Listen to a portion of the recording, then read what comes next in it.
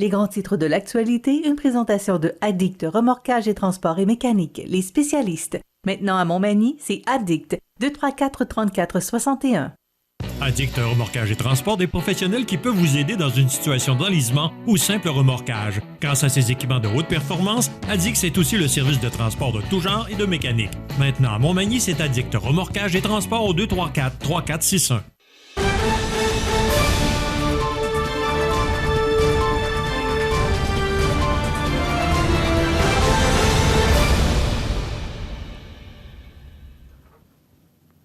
Les grands titres de l'actualité de ce jeudi 10 novembre. José Soucy, bon matin. Bon matin. José, écoute, on va sauter dans l'arène immédiatement parce qu'il y a beaucoup de sujets dont on veut parler ce matin. Le premier, c'est, on va y aller sur la scène locale. Attends un petit peu, bon, mais mes sujets apparaissent pas, ça va pas bien. Alors, c'est le fun des... Ah bon, OK. C'est le fun des technologies quand ça fonctionne. Oui, hein? super. Hein? Vive l'informatique. Vive les vieilles feuilles blanches. Hein? Oui, papa. Ah oui, papa. Un premier forum en développement durable dans la région.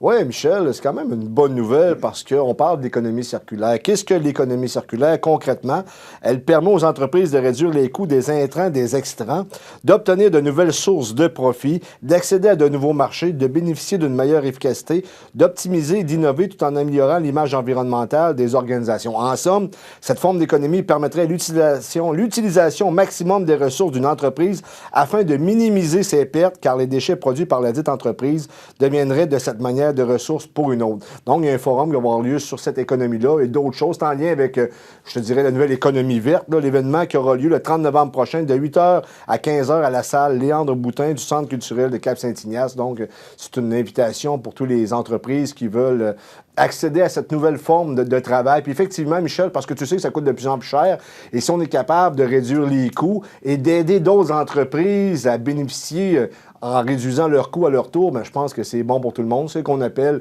communément l'économie circulaire.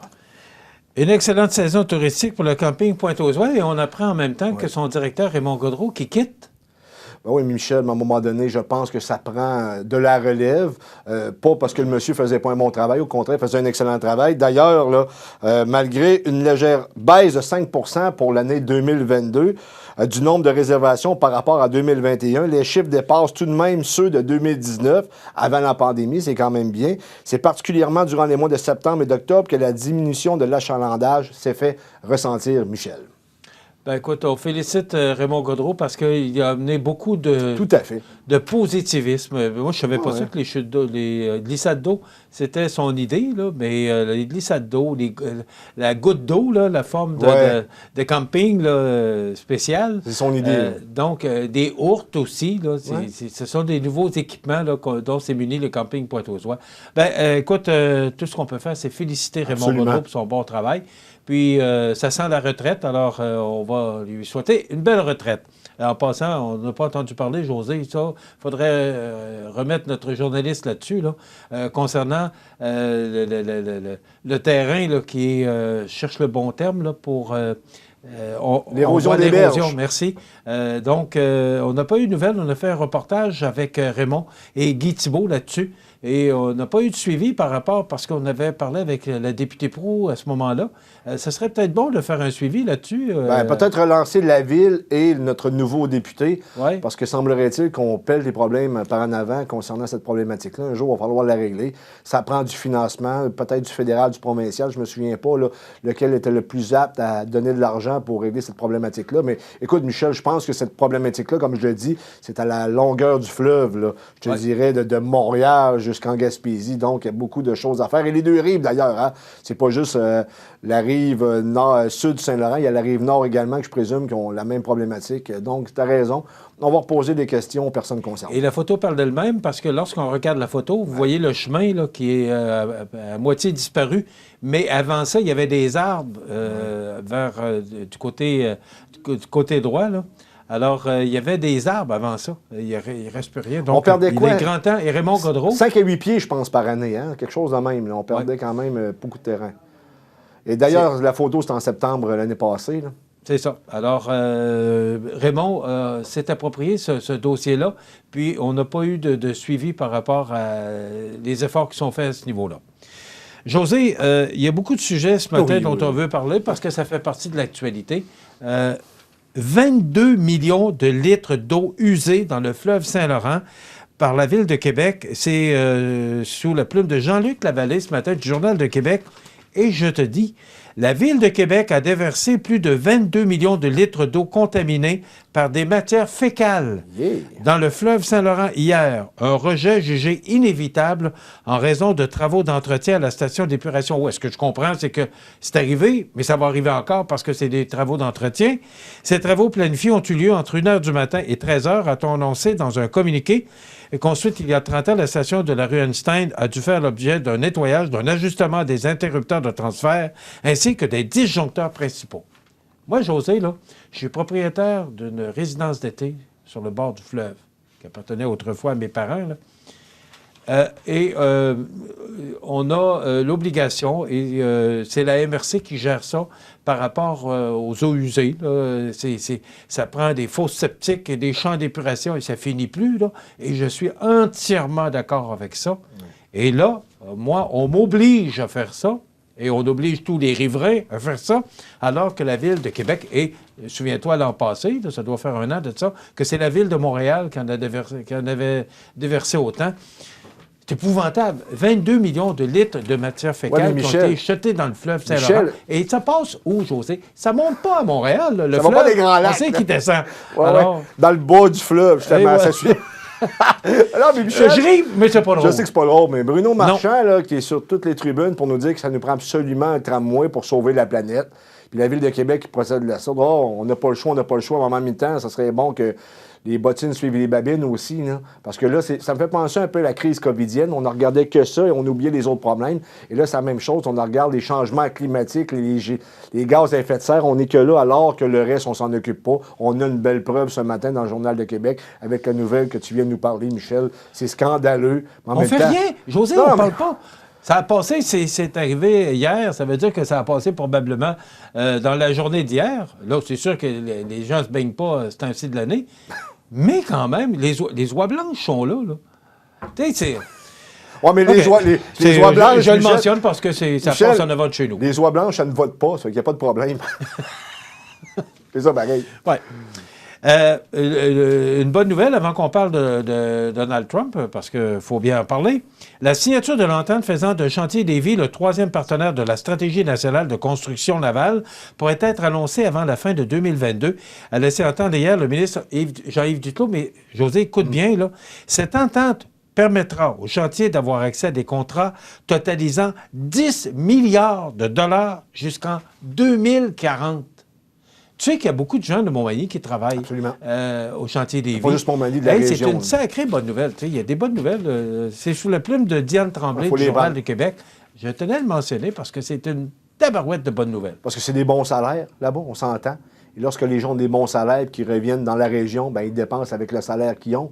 Ils n'ont pas un salaire à 10 piastres de l'heure. Je sais que ça n'existe plus maintenant, mais quand même, c'est une bonne nouvelle, effectivement, avec le coût de la vie. Là, lorsque tu as des gens qui réussissent à garder leur emploi aussi bien rémunéré de la sorte, c'est une bonne nouvelle. Je t'en passe un papier. Il y a Carl Coulombe. Je ne sais pas s'il travaille encore, mais Carl Coulombe, qui était vice-président du Festival de Loi Blanche, travaille chez Davy.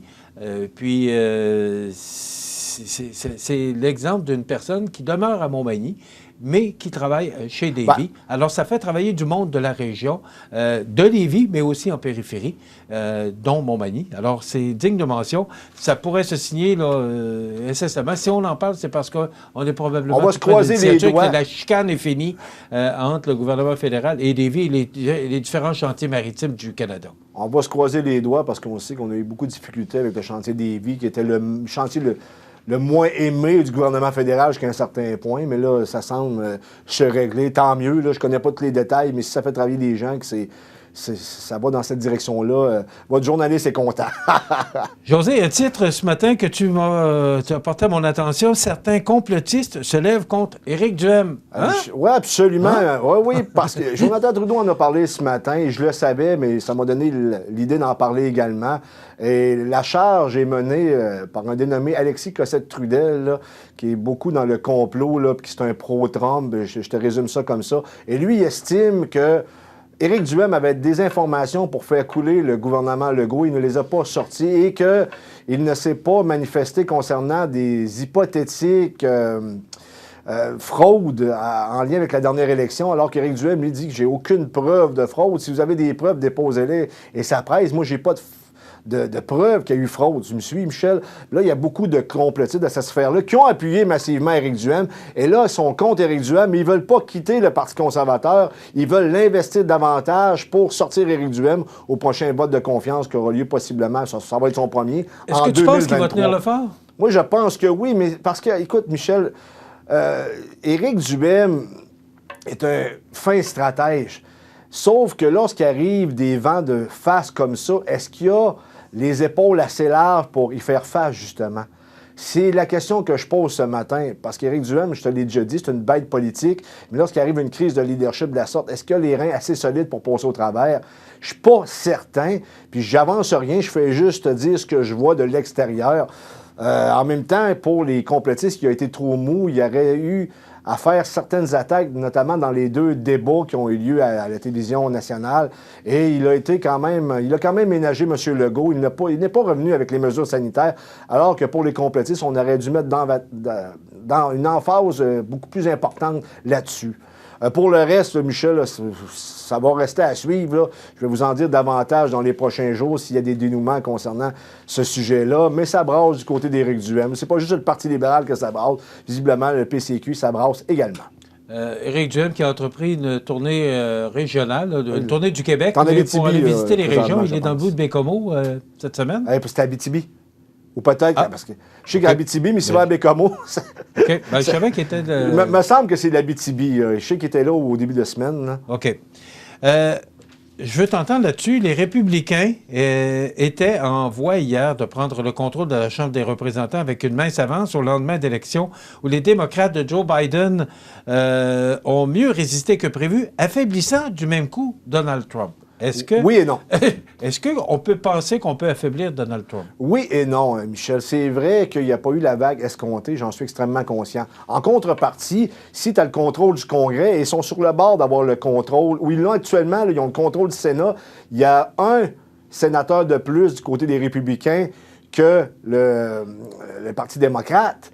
Mais en même temps, c'est extrêmement serré. Mais ça ne change rien au bout de la ligne, Michel. Tu sais, ça me fait penser un peu, là, je te fais un petit aparté ce matin. Tu avais beaucoup de conservateurs, là, on a parlé du PCQ. Ils disent, ouais, mais on est arrivé deuxième à bien des places. Ouais, mais c'est justement, tu es arrivé deuxième, c'est pas tout qui est élu. C'est la même chose pour les démocrates. Ils ont beau dire qu'ils ont résisté pas mal plus à la vague rouge là, qui était appréhendée, sauf qu'au bout de la ligne, ils ont perdu le contrôle des 2 chambres. C'est sûr, c'est beaucoup plus serré au Sénat, mais la Chambre du Congrès des représentants, bien, c'est largement à la dominance républicaine, même si ça n'a pas été aussi fort qu'on pensait. Au bout de la ligne, les républicains ont quand même le contrôle des 2 chambres. Ça ne change rien. Je comprends. Donald Trump est affaibli. Oui, mais il est affaibli, mais il n'en demeure pas moins que son parti domine les 2 chambres actuellement, même si c'est très mince du côté du Sénat. Mais tu parlais de bête politique tantôt de Duhem. Trump, c'en est toute une bête politique. Oui, puis c'est plus que ça, Donald Trump. C'est parce que là, il y a des gens qui ont dit, as-tu vu, il a commencé là, à dire des choses négatives contre Ron DeSantis, qui est la nouvelle étoile montante du Parti républicain, qui est extrêmement fort, c'est le gouverneur de la Floride. Mais en même temps, Donald Trump agit toujours de même. Il fait croire quelque chose, il fait croire qu'il y a une rivalité, puis au bout de la ligne, il se met ami avec la personne en question. Il a toujours fait ça. Je veux dire, Donald Trump, là, il fait de la politique là, autrement que toutes les autres politiciens presque qu'on a connus depuis des années. Il sort de l'establishment. C'est pour ça qu'il est dur à suivre de même. Mais au bout de la ligne, là, il a quand même eu beaucoup de succès. Merci, José. Écoute, José, tu sais que c'est le gala Prestige des Jardins ce soir, de la Chambre de commerce de Montmagny. Et CMA-TV est en nomination pour le prix Prestige Entreprise de service de l'année. Excusez-moi. Prends pas ça de main, trop ému. Je suis tellement joyeux, c'est l'émotion. Alors, on est en nomination avec Chalet et Villégiature Pouvoirie d'Aquam, Magasin Coop Montmagny, Maniac Moto, Micro Chalet des Appalaches, Physio Ergo, Tapis Montmagny et Transport collectif et adapté de la MRC de Montmagny. On sera sur place. Alors, on vous donnera les résultats. Demain, CMA-TV est en nomination. Je voudrais revenir avec le trophée, mais on va souhaiter bonne chance à tout le monde. Ben oui, absolument. Merci, José. Demain, il y aura la chronique Promutuelle Assurance et on reçoit Mme Renée Grégoire de la FADOC qui est avec nous demain et qui est partenaire avec nous pour notre salon des 50 ans et plus. Passez une bonne journée. À demain.